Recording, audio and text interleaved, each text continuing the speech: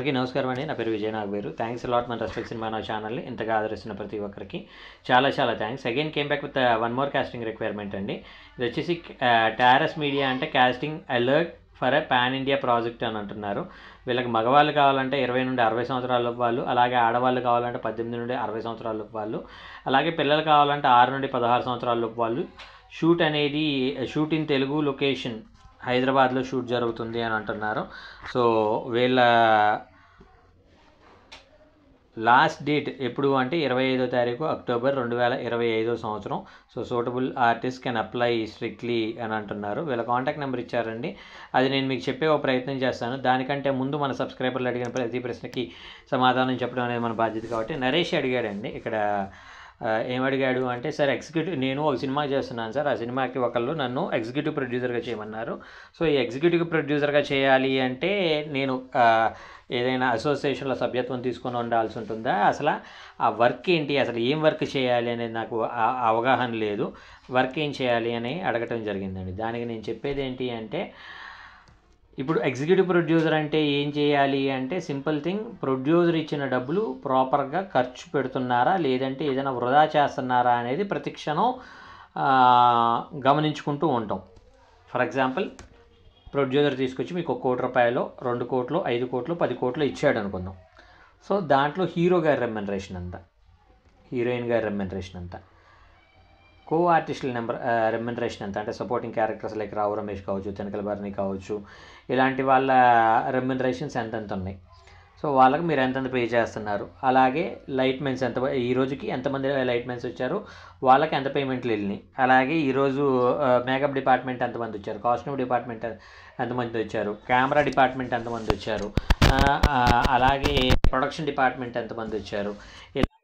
మనకు సెట్లో ఉన్న 16 క్రాఫ్ట్లు ఏ క్రాఫ్ట్లు ఎంతమంది వచ్చారు, వాళ్ళందరికీ టైంకి ఫుడ్ చేరిందా లేదా అనేది చూసుకోవడంతో పాటు వాళ్ళందరికీ పెట్టిన ఖర్చు అనేది ప్రాపర్గా పెడుతున్నారా లేదంటే ఎవరైనా లాలూచి అంటే ఫర్ ఎగ్జాంపుల్ ప్రొటగనిస్ట్ పొజిషన్లో ఉన్న ఒక ఇద్దరు లాలూచికి వెళ్ళిపోయి ఎక్కువ బిల్లులు రాసేసిన వాళ్ళకి అప్రూవల్ తీసుకొని, కొన్ని సందర్భాల్లో ఎలా ఉంటుందంటేనండి, ఈ మేనేజర్స్ అనేవాళ్ళు, అంటే అందరినీ నేను అంటలా, కొందరు మేనేజర్స్ అనేవాళ్ళు రకరకాల డిపార్ట్మెంట్స్ తోటి కుమ్మక్కై వాళ్ళు ఏం చేస్తారు అంటే బిల్స్ ఎక్కువ రాసేసి నేను అప్రూవల్ ఇస్తాను, నీకు ఎంత అమౌంట్ అనేది వస్తుంది, ఆ అమౌంట్లోనే నాకు ఎంత పర్సంటేజ్ అనేది రావాలి అనే టైప్లో మాట్లాడే కొంతమంది, పచ్చిగా చెప్పాలంటే ఒక 2-3% మేనేజర్స్ ఉంటారు.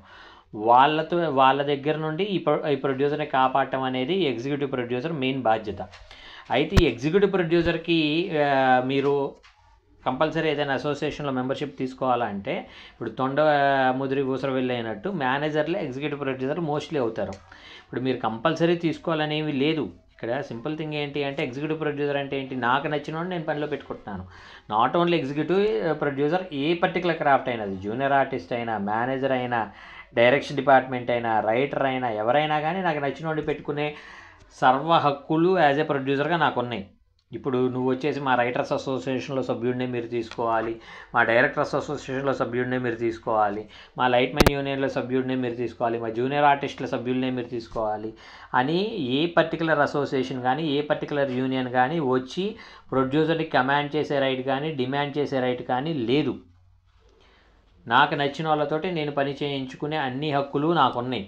కాకపోతే ఇక్కడ ఏంటి అంటే, నేను మంచి మనసు ఉండి నేను బయట ఎవరికో ఎందుకు అంటే, ఇప్పుడు ఫర్ ఎగ్జాంపుల్ మీరు మళ్ళీ as an association, as an union సభ్యులుగా మీరు నన్ను డిమాండ్ చేయొచ్చు. ఎలా డిమాండ్ చేయొచ్చు, మీరు ఇప్పుడు వీళ్ళతోటి కనుక పని చేయించుకున్నట్లయితే మా అసోసియేషన్కి సంబంధించిన ఏ సభ్యుడు కానీ, మా అసోసియేషన్కి సంబంధించిన ఏ యూనియన్ వర్కర్, మా యూనియన్కి సంబంధించిన ఏ వర్కర్ కానీ ఫర్దర్గా మీ సినిమాలకి ఎటువంటి పని చేయము, మేము మిమ్మల్ని అవాయిడ్ చేస్తున్నాము అనే టైప్లో ఇది చేయొచ్చు అనమాట. సో ఇప్పుడు నాకు నచ్చిన వాడిని ఎగ్జిక్యూటివ్ ప్రొడ్యూసర్గా పెట్టుకోవటం వల్ల నాకు ఉండేది ఏంటంటే, అతను నాకు సరెండర్ అయ్యి ఉంటాడు, నేను చెప్పిన మాటలు వింటూ ఉంటాడు, నేను చెప్పినవి చేస్తూ ఉంటాడు. అలాగే నాకు కొన్ని రకాల ప్రయోజనాలు అనేవి ఉంటాయి. సో అలాగే బిల్స్ అనేవి కరెక్ట్గా వెళ్తున్నాయా లేదా అనేది కూడా చూసుకునే ఒక ఇది కూడా ఉంటుంది. సో ఎగ్జిక్యూటివ్ ప్రొడ్యూసర్ ఏంటంటే, పచ్చిగా చెప్పాలి అంటే మేనేజర్కి ఎక్కువ, మేనేజర్ క్రాస్ చెక్ చేసిన తర్వాత కూడా ఇతను క్రాస్ చెక్ చేసి ఈ బిల్ ఎందుకు ఇలాగొచ్చింది, ఈ బిల్ ఎందుకు ఇలాగొచ్చింది, ఈ బిల్ ఏమైనా మనం తగ్గించగలమా అని మేనేజర్ తోటి కో డైరెక్టర్ తోటి డిస్కస్ చేసి దాన్ని ఫైనల్గా ప్రొడ్యూసర్కి అనుకూలంగా ఉండేలాగా ఇది చేయటమే ఎగ్జిక్యూటివ్ ప్రొడ్యూసర్ పని అనమాట. హోప్ మీకు అర్థమైంది అనుకుంటున్నాను. మీకు ఇంకా ఎలాంటి డౌట్స్, క్వశ్చన్స్, క్వైరీస్ ఏదైనా ఉన్నట్లయితే తప్పకుండా కమెంట్ రూపంలో అడిగే ప్రయత్నం చేయండి. ప్రతి ప్రశ్నకి సమాధానం చెప్పడం జరుగుతుంది.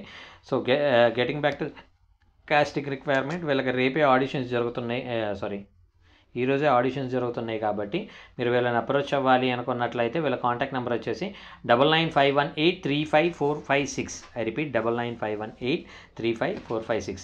డిస్క్లైమర్ అది మీ అందరికీ తెలిసిందే కదా. నేను పెట్టే ఏ పర్టికులర్ కాస్టింగ్ రిక్వైర్మెంట్కి నాకు ఎటువంటి వ్యక్తిగతమైన లావాదేవీలు వీళ్ళెవరూ కూడా నాకు తెలియదు. వీళ్ళల్లో ఎవరైనా మిమ్మల్ని డబ్బులు అడిగినా, మోసం చేసే ప్రయత్నం చేసినా నమ్మకండి, మోసపోకండి, జాగ్రత్తగా ఉండండి. వీడియో నచ్చిందా లైక్ చేయండి, వీళ్ళంత ఎక్కువ మందికి షేర్ చేయండి. ఎవరైతే సబ్స్క్రైబ్ చేసుకోకుండా చూస్తున్నారో please do subscribe. Thank you and all the best.